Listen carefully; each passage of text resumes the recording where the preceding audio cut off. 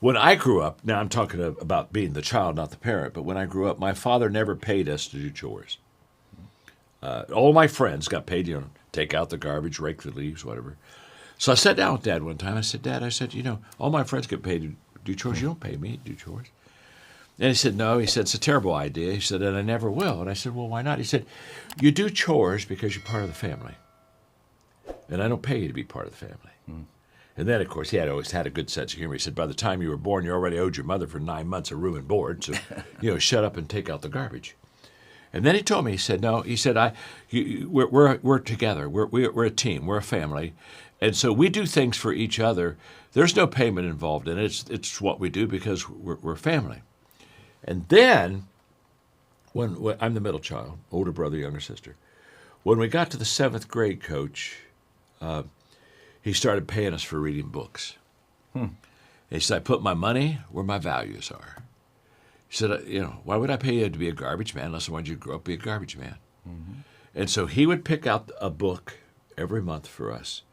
And he would pay us whatever he bought the book for, whatever the book cost. That's what we would read the book, and that's what our discussions were.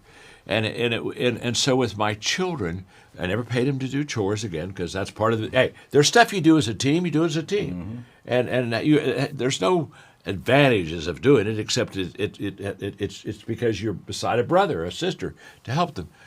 But I began to understand that with my children. And Margaret and I sat down and said, we can't make everything important in the family. So what are the hills that we're going to live or die on? And I think we picked 4. This is a long time ago now that I have grandchildren who are 23. But we said we picked attitude. We said we just aren't going to let our kids, because it's a choice. Mm-hmm. We're not going to let our kids have bad attitudes. We just that ain't going to happen. If they want to have a bad attitude, we're going to send them to the room and say, when you get a good one, come out and we'll shove food under the door for the next week or 2. You make the choice, but right. Get that attitude right. Another one is relationships. The whole area of being able to respect people, get along with people. People won't go along with you if they can't, get along with you.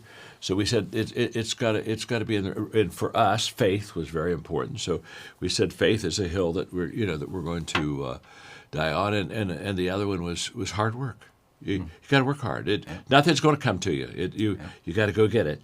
And I think in building like a family team, I think you just have to, as a coach, father, parent, you just got to say, what are the important things that we're going to make sure we get those done, and then a lot of other stuff. You just it's give or take a little bit more. I think the reason grandchildren like grandparents so much is they've gone through that and they filtered out what was really important right. and what wasn't important. So when you think of family, I think what you can do is take the choices that they're making and brag on them there and really reinforce that, and then the values that you want them to have.